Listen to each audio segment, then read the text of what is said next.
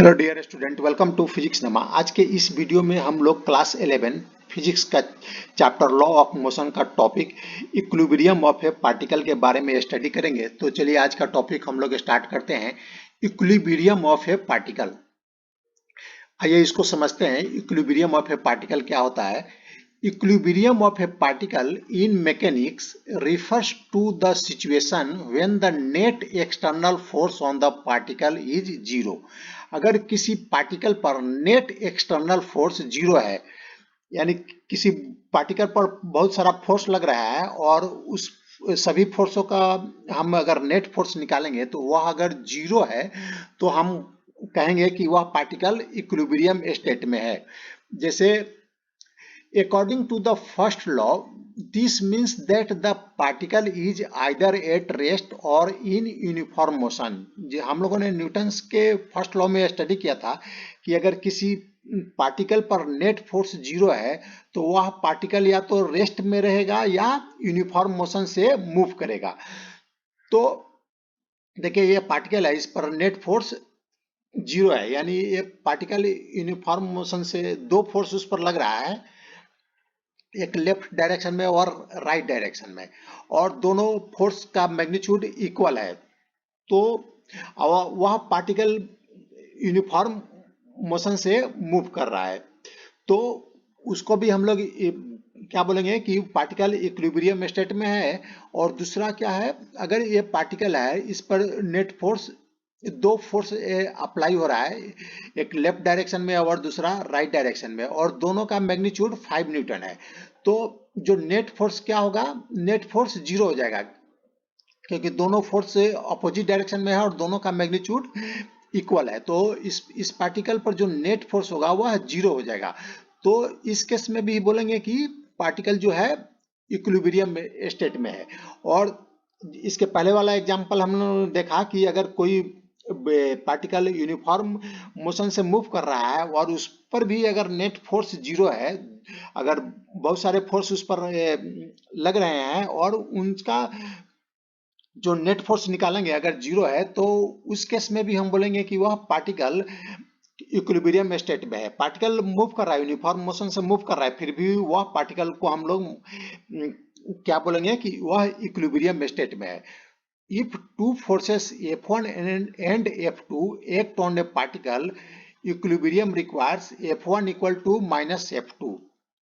अगर किसी बॉडी पर दो फोर्स लग रहे हैं, मान लेते हैं एक फोर्स F1 है और दूसरा फोर्स F2 है, तो क्या हो जाएगा, F1 equal to minus F2। F1 का मैग्नीट्यूड F2 के इक्वल होगा, लेकिन डायरेक्शन क्या होगा, अपोजिट होगा। F1 के जो डायरेक्शन है उसके अपोजिट F2 का डायरेक्शन होगा और दोनों का मैग्नीट्यूड सेम होगा। यानी F1 और F2 को ऐड करेंगे, दोनों का सम निकालेंगे तो क्या होगा, वह जीरो होगा, यानी नेट फोर्स क्या हो जाएगा, जीरो हो जाएगा। The two forces on the particle must be equal and opposite। F1 plus F2 equal to zero हो जाएगा। इस केस में भी देख रहे हैं, अगर दोनों को ऐड करेंगे 5 न्यूटन और 5 न्यूटन, दोनों का डायरेक्शन अपोजिट है, तो ऐड करने के बाद क्या हो जाएगा, जीरो हो जाएगा, नेट फोर्स क्या हो जाएगा, जीरो हो जाएगा। अब देखिए equilibrium under three concurrent forces. अगर मान लें किसी बॉडी पर तीन फोर्सेस लग रहे हैं, एक साथ तीन फोर्सेस लग रहे हैं, तो उस केस में हम जो इक्विलिब्रियम है उसका क्या कंडीशन है। तो देखिए मान लेते कि ये पार्टिकल है, इस पर फोर्स F1 इस डायरेक्शन में लग रहा है, फोर्स F2 इस डायरेक्शन में लग रहा है और फोर्स F3 इस डायरेक्शन में लग रहा है। तो इस पार्टिकल को इक्विलिब्रियम होने के लिए क्या चाहिए, if the vector sum of three forces F1 F2 and F3 is zero, then particle is in equilibrium. अगर हम इन तीनों फोर्सेस का वेक्टर सम निकालें और वह जीरो आ रहा है, तब हम क्या बोलेंगे कि वह पार्टिकल इक्विलिब्रियम स्टेट में है। तो वेक्टर सम हम कैसे निकालेंगे, the resultant of any two forces, इसमें से कोई भी दो फोर्स ले लेंगे और उसका रिजल्टेंट निकालेंगे। तो इस केस में हम लेते हैं F1 और F2 और इसका रिजल्टेंट हम निकालते हैं, और वह जो रिजल्टेंट है वह अगर F3 के इक्वल होता है और अपोजिट होता है, तो यह पार्टिकल क्या है, इक्विलिब्रियम स्टेट में होगा। तो हम F1 और F2 का रिजल्टेंट कैसे निकालेंगे, हम पैरेललोग्राम मेथड से निकाल लेंगे। तो पैरेललोग्राम मेथड में क्या होता है, जिसे F1 और F2 का हमें रिजल्टेंट निकालना है, तो हम F2 के पैरेलल यहाँ से वेक्टर ड्रॉ करेंगे और F1 के पैरेलल यहाँ से ड्रॉ करेंगे। जो F2 का जो इंड है वहां से पैरेलल वेक्टर F1 के पैरेलल वेक्टर यहाँ से ड्रॉ करेंगे और यह दोनों जहां पर मिलेंगे, जो जहां पर यह मिलते हैं वहां से हम यहाँ से एक वेक्टर को ड्रॉ करेंगे। तो जो इन दोनों का रिजल्टेंट वेक्टर होगा, F1 और F2 का जो रिजल्टेंट वेक्टर होगा इसके इक्वल होगा, यह जो वेक्टर है इसके इक्वल होगा। तो इस वेक्टर के अपोजिट अगर F3 है और इसका जो मैग्नीट्यूड है वह F3 के मैग्नीट्यूड के इक्वल है, तो हम बोलेंगे कि यह पार्टिकल इक्विलिब्रियम स्टेट में है। अगर F1 plus F2 plus F3 equal टू 0, तो हम अगर यह जो वेक्टर है हम इसको जो एक्स एक्सिस में कंपोनेंट और वाई एक्सिस में कंपोनेंट भी निकाल कर, अगर एक्स एक्सिस का जो कंपोनेंट है वह भी 0 आ रहा है और वाई एक्सिस का भी जो कंपोनेंट है वह भी अगर 0 आ रहा है, तीनों वेक्टर का हम एक्स एक्सिस और वाई एक्सिस का कंपोनेंट निकाल लेंगे और तीनों एक्स एक्सिस में का तीनों वेक्टर का जो कंपोनेंट है उसको हम ऐड करेंगे। अगर वह 0 आ रहा है और वाई एक्सिस का भी जो कंपोनेंट है तीनों वेक्टर का उसको भी ऐड करने पर 0 आ रहा है, वेक्टर एडिशन करने पर 0 आ रहा है, तो हम बोलेंगे कि वह पार्टिकल इक्विलिब्रियम में है। जैसे यह पार्टिकल पर F1 फोर्स इस डायरेक्शन में लग रहा था, तो अब इसका हम कंपोनेंट निकालते हैं। एक्स एक्सिस में कंपोनेंट मान लेते हैं F1x है और वाई एक्सिस में F1y है। इस डायरेक्शन को हम एक्स एक्सिस कंसीडर कर रहे हैं और इसको वाई एक्सिस। और F2 जो फोर्स है इस डायरेक्शन में है, इस पार्टिकल पर जो है, और इसका जो एक्स एक्सिस में कंपोनेंट है F2x है और वाई एक्सिस में जो कंपोनेंट है F2y है, और जो फोर्स F3 है उसका जो कंपोनेंट है एक्स एक्सिस में F3x है और वाई एक्सिस में F3y है। अब हम क्या करेंगे कि इस पार्टिकल पर 3 फोर्स लग रहा था, F1, F2, F3, और तो हम क्या करते हैं कि एक्स एक्सिस के डायरेक्शन में जितना फोर्स है इस पार्टिकल पर उसको ऐड करते हैं। जैसे F1x है, F2x है और F3y है, तो इसको ऐड करेंगे। अगर वह 0 आ रहा है, F1x plus F2x plus F3x इक्वल टू 0 आ रहा है और इस पर y एक्सिस में भी फोर्स लग रहा है, तो y एक्सिस का भी फोर्स को हम ऐड कर लेते हैं। F1y plus F2y plus F3y, ये भी अगर 0 आ रहा है तो हम क्या बोलेंगे कि यह जो पार्टिकल है यह इक्विलिब्रियम स्टेट में है। अगर यह 3 डायमेंशन में फोर्स लगता तो हम मान लो कि जो z एक्सिस है उस डायरेक्शन में फोर्स है F1z और F2z और F3z, और इन तीनों को भी ऐड करने पर अगर यह 0 आ रहा है तो हम क्या बोलेंगे कि यह पार्टिकल इक्विलिब्रियम में है। तो हमने क्या देखा कि अगर किसी बॉडी पर फोर्स लग रहा है तो 2 डायमेंशन या 3 डायमेंशन में है तो हम उसका एक्स एक्सिस, वाई एक्सिस और जेड एक्सिस में कंपोनेंट निकाल देंगे और उन तीनों को हम ऐड कर देंगे। एक्स एक्सिस का कंपोनेंट को ऐड करेंगे, वाई एक्सिस के कंपोनेंट को ऐड करेंगे और जेड एक्सिस के कंपोनेंट को ऐड करेंगे, वेक्टर एडिशन करेंगे। तो और वह इक्वल टू 0 आ रहा है, यानी नेट जो फोर्स है एक्स एक्सिस के डायरेक्शन में, वाई एक्सिस के डायरेक्शन में और जेड एक्सिस के डायरेक्शन में, अगर नेट फोर्स 0 है तो वह पार्टिकल क्या होगा, इक्विलिब्रियम स्टेट में होगा। आइए अब हम इस चैप्टर में दिए गए एग्जांपल 5.6 को सॉल्व करते हैं। A mass of 6 kg is suspended by a rope of length 2 meter from the ceiling.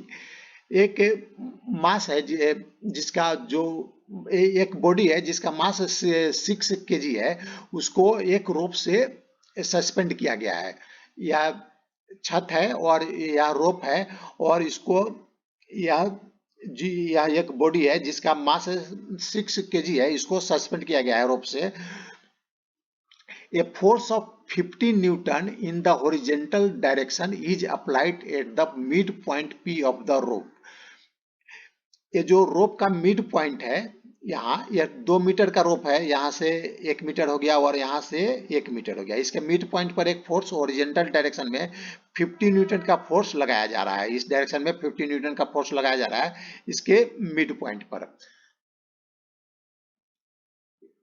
As shown, what is the angle of the rope makes with the horizon with the vertical in equilibrium? तो हमसे पूछा गया है कि जब यह equilibrium state में होगा तो जो रोप है यह वर्टिकल डायरेक्शन से कितना डिग्री का एंगल बनाएगा। तो ये जो एंगल है यह निकालना है। यह रोप हो गया और यह वर्टिकल डायरेक्शन हो गया, तो रोप और वर्टिकल डायरेक्शन के बीच में जो एंगल है वह कितना डिग्री है, यह जो थीटा है उससे हमें निकालना है।